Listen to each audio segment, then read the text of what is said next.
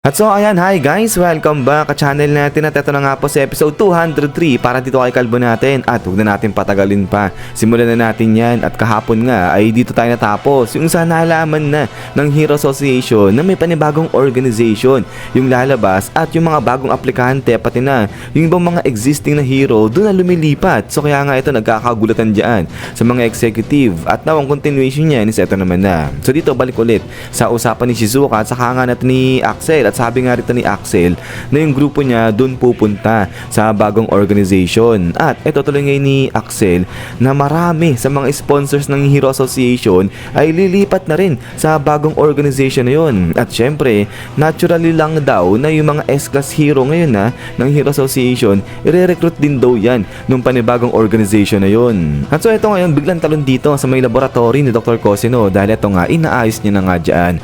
Ito si Genos at ito kinakamusta na ni Dr. Cosino, ito si Genos. Kaya sabi nga ni Genos dito na meron siyang suspeche sa Hero Association. So ito ngayon, sabi nga ni Dr. Cosino, paano na, ano nang gagawin nito ni Genos, anong plano niya. At ito ngayon, napapatahimik dyan.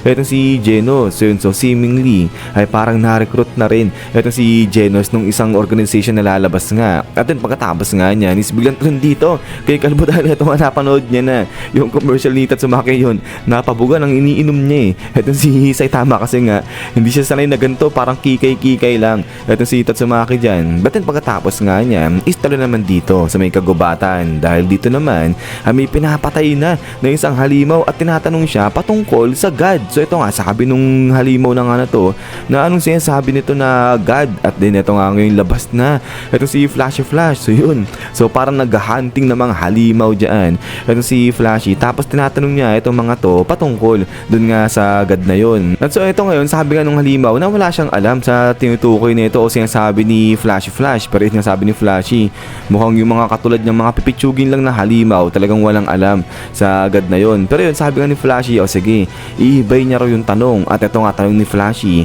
saan niya raw matatagpuan yung ibang mga natira pa mula sa Monster Association? Katulad na lang daw nung nasa litratong to. So ito pinakita niya dyan. Ito si Okulit o ito si Manako. Sabi niya nga dyan, alam mo ba kung saan matatagpuan itong halimaw na to? Sabi niya ganyan. At ito nga ngayon, boom, biglang umatake dyan. Itong halimaw, babackstabin niya. Ito si Flashy, sabi niya nga dyan na wala siyang alam. At pagkatapos nga niya, pang ala, sige, grabe. Dito bigla na na-slice ng parang ganong kabilis itong halimaw. At pagkatapos nga niya, ito nga, napapaisip na. Ito si Flashy, habang pinagmamasdan niya itong picture nga ni Okulit, sabi niya nga dyan na itong kasi si Okulit, kasama siya dun sa naka-encounter sa God. Kaya dapat makita raw yan ni Flashy. So kumbaga siguro tatanungin niya itong si Okulit, baka may alam siya patungkol dun sa God. Pero yun nga lang, sakit daw sa ulo kapag may ibang hero yung unang makakita dito kay Okulit. Kasi mamaya nga pag nakita to si Okulit, patayin lang yan bigla nung hero na nga na yun. At ito nga ngayon, naisip niya, naalala niya itong si Kalbo, sabi niya nga dyan mukhang no choice siya, mukhang kailangan niya raw tanungin itong si Saitama, hihingi siya ng tulong dyan para hanapin itong si Okulit. At ito nga ngayon, tuloy nga ni Flashy na sa kabila nga rin ng itsura nito ni Saitama, nagaganyan lang, parang normal lang, ay mukhang decent naman daw yung talent niya. At ito nga, sabi nga rito ni Flashy Flash pa na kapag tinuruan daw siya ng top tier o ng mahusay na mentor, ay talaga magiging gagamit-gamit itong si Saitama. At so ito nga ngayon, ay alis na nga dyan ito si Flashy. At then pagkatapos niyan, is talo naman dito kay Tank Top Master dahil ito nga nag-workout dyan, nag-ensayo ito si Tank Top Master. At ito nga ngayon, ay natapos na dyan ito sa training niya, ito si Tank Top Master. So yun, so parang nagpapawis lang siya rito. Pero ito nga, napapaisip dyan ito si Tank Top Master. Sabi niya nga dyan na yung kapangyarihan ni Fubuki ay talagang binoost daw yung kanyang tank top elasticity at saka tank top fit. So talaga naman yung tank top niya yung iniisip niya dyan. Pero yung sinasabi lang dito ni Tank Top Master, talagang na-boost ni Fubuki yung kanyang lakas. Pero parang na-wear off na raw, na wala na ng bisa yung kapangyarihan ni Fubuki na yun. So kasi diba ginamit niya lang yun doon nga sa nung during nakikipaglaban sila sa mga halimaw sa Monster Association. Pero yun sa kabilang banda, yung mga disipulo dito ni Tank Top Master natutuwa na kasi nga raw pumayat na, bumalik na sa dati.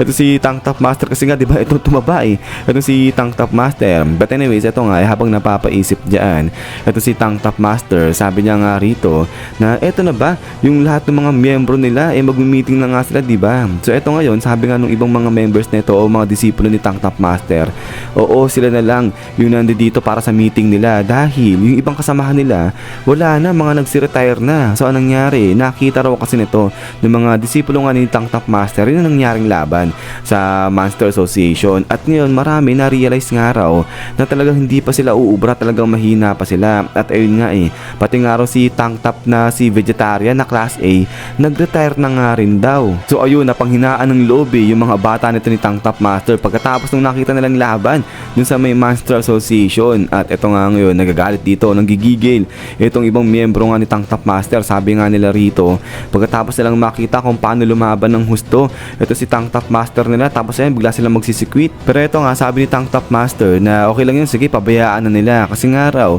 imbis na habulin nila yung mga umalis na, mas maigi niya na magpasalamat na lang sila dahil may mga natitira pa. At din pagkatapos nga niya na ito nga, biglang sabi ni Tank Top Master dito, wag silang mag-alala kasi nararamdaman niya raw na may panibago na Tank Top Wind yung magbo-blow sa kanila. So ibig sabihin parang may panibagong darating daw dyan sa grupo nila. At maya nga ito, biglang may mga pumasok rito sa loob. So yun, nagulat itong isang apprentice dyan ni Tank Top Master. At ito nga ngayon, labasan na dyan itong tatlong hero. At ito nga, pakilala sila isa-isa. Sabi nga ito ng parang octopus na to ay C-class, rank 347 ang taas, Yotoko. At ito naman sa kabilang banda, pakilala rin itong si Cowboy, siya nga si rank 141, Gas Mask Cowboy, C-class din. At ito nga yung parang wrestler naman ay si Studless Mask, rank 295. At ito lahat nga sila dito mga puro C-class. At ito nga ngayon, biglang pinaguhubad nila itong kanilang damit. At ito ngayon, spang! So dito lahat sila ngayon mga nakatank top, biglang mga nagsisando itong mga to. At sabi nga nila rito na nakita raw nila kung paano makipaglaban yan si Tank Top Master dun sa battlefield. So referring sa pakikipaglaban nila sa Monster Association. At dahil nga raw doon, talagang na-move sila, na-touch sila sa performance ni Tank Top Master. So kaya nga, pwede raw ba na sumali itong tatlo dyan mismo sa grupo ni Tank Top Master at ngayon ay maging tank toppers na rin sila, sabi nilang ganyan. At eto nga ngayon, talagang natuwa itong grupo ni Tank Top Master. At eto nga, sabi ni Tank Top Master, salamat daw kasi nga pinili ng tatlo na to na sumali sa kanyang grupo. So ngayon, lahat daw sila dito sabay-sabay sila magpalakas hanggang sa ma-master nila yung pagsuot ng tank top. So talaga naman, yung tank top talaga yung priority nito ni Tank Top Master. But anyways, yun nga, ay sabay-sabay raw sila magpalakas nga rito. At din pagkatapos nga niyan, eto nga, biglang talo naman dito sa nagta-traffic na nga na to. At eto nga, si Phoenix Man ay naging sisiw na nga siya. At ito, ang laki na ni Phoenix Man. Pero yung ginaguide na dito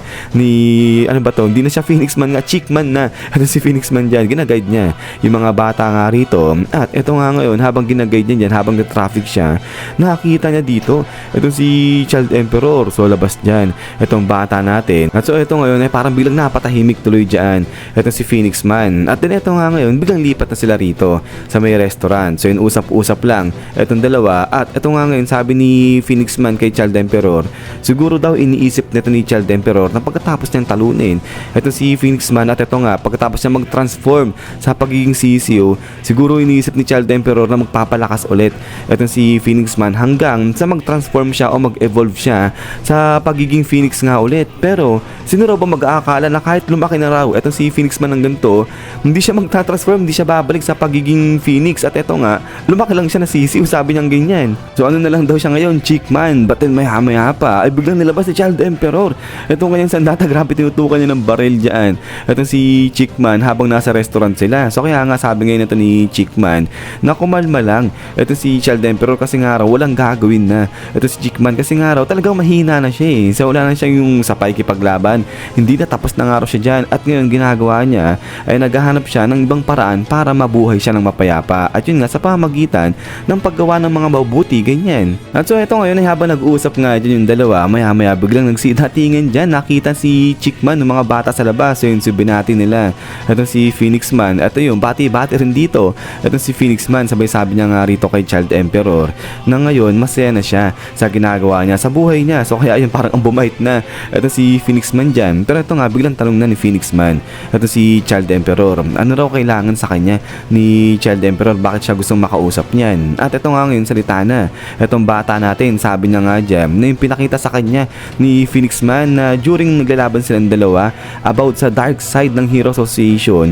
Totoo daw yun. So kaya ito sabi nga ni Child Emperor na sabihin sa kanya ni Phoenix Man lahat nung nalalaman niya, pati na rin kung saan niya nakuha yung intel na yun, saan yung source ng pinanggalingan nga ng mga nalalaman ni Phoenix Man about sa dark side ng Hero Association. At yung pagkatapos niyan, istorya naman dito sa side na ito ni Darkshine, at eto nga nag-iensayo pa rin dyan. Eto si Darkshine, pero grabe sobrang bigat nung binubuhat niya halos nabasag yung sahig. Talagang nabasag pala yung sahig nung pinagbubuhatan niya. But then pagkatapos nga niya na eto nga, lumong-lumo pa rin dito.